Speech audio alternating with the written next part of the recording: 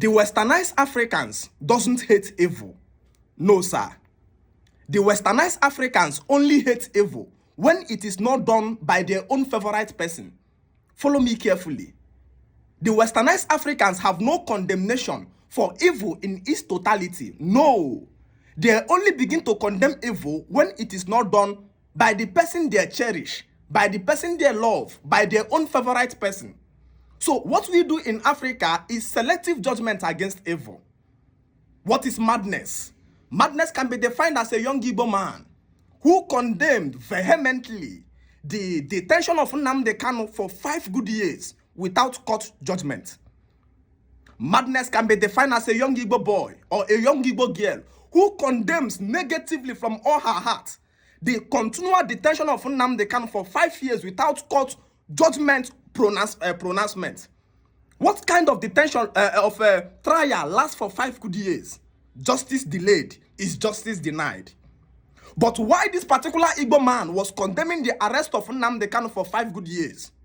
That same Igbo man is comfortable with the arrest and detention of 3 Igbo native doctors in Anambra State for 3 good months now without court judgment. The same Igbo man condemning the arrest of Nnamdi Kanu, detention of Nnamdi Kanu for 5 years without court judgment, is happy, comfortable that Anambra State government picked 3 native doctors and without court judgment or court pronouncement, detain them now for 3 good months in the name of trial. And yesterday, being 16th of May 2025, Friday, they failed to provide these 3 people for court for hearing or judgment. But maybe because these people are native doctors, the Christians and other individuals that doesn't like them are actually comfortable with them, with their arrest. As long as they are people we don't love. Africans don't hate evil. Africans only begin to hate evil when it is not done by their most favorite person. Follow me carefully. The police in Africa, unfortunately, has become the greatest instrument of intimidation to the poor masses in the hands of the rich. There are several cases in Africa that was never supposed to actually come to the police table. It is case that a man settled between his fellow man in the court. But because African police have actually extended their arms, their hands, as instrument of intimidation, they try to put their hands and their mouths, their forces, through their action power on places of intimidation over the poor. For instance, last 2 years, Matthias Ezak and Ebukobi was having issue on the social media. Ebukobi alleged that Matthias Ezak could defame him. Defamation in the law of Nigeria is not something that have to involve the police. The police have no business with it except to invite you to the day they have charged you to court. Ask anybody in UK. If somebody defamed you, police will never come over it. The person will charge you to court immediately, and if the person win you, you will either pay damages or go to jail. Defamation has nothing to do with police case at all. But because Africans police is built on intimidating the poor masses and showing the rich that you can do what you want, police came down from Abuja, all the way from Abuja, came down and picked Matthias Ezak from Nkpo, even shot one person from the leg over defamation and detained him for 6 good days. If they didn't make peaceful resolution fast, like I'm telling you the truth, possibility is that Matthias Ezak may still be in detention till now. And the case would have been adjourned every month. They will adjourn the case. And Africans will be happy with it who are Christians.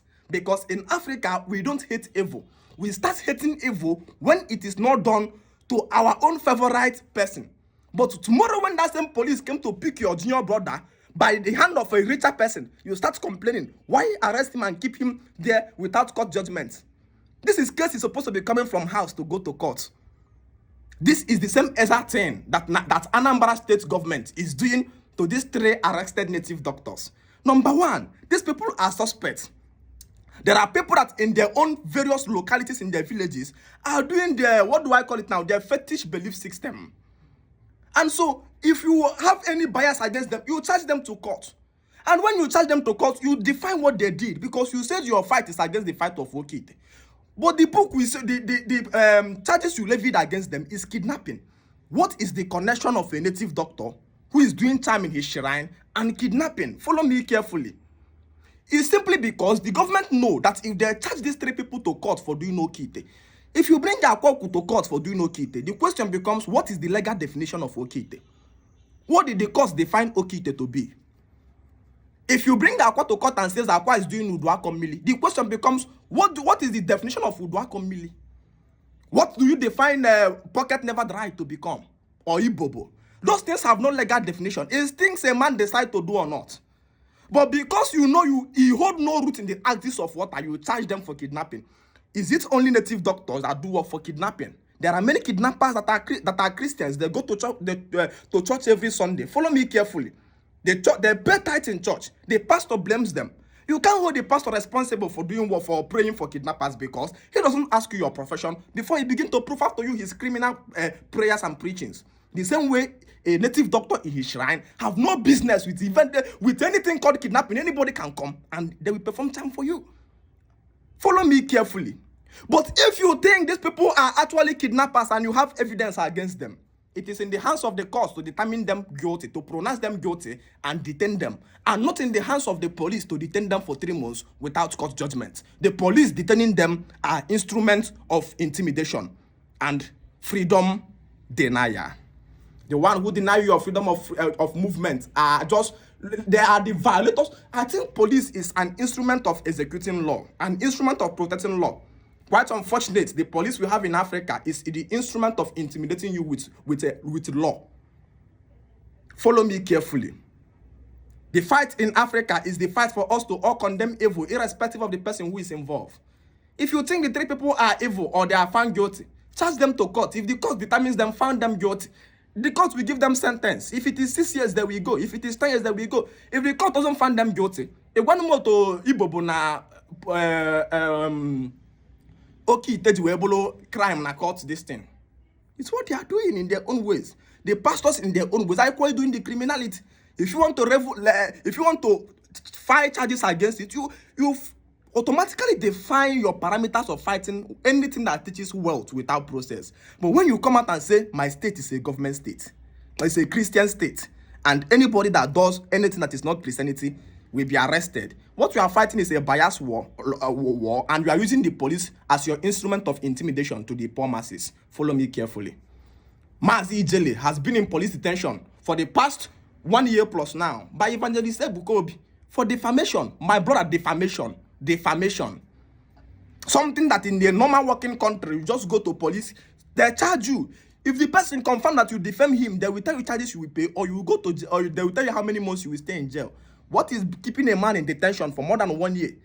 And the people are very comfortable with it because Ijele is a man that is not a Christian. We don't hate evil in Africa. We hate evil when it is not done by the person we value or we love or we cherish.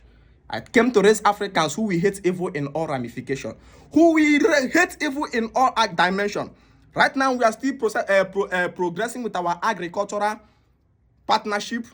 We are on mass production of crash the price of food in Africa, starting from Enugu State. We just finished and completed one particular project, and we are beginning a new one.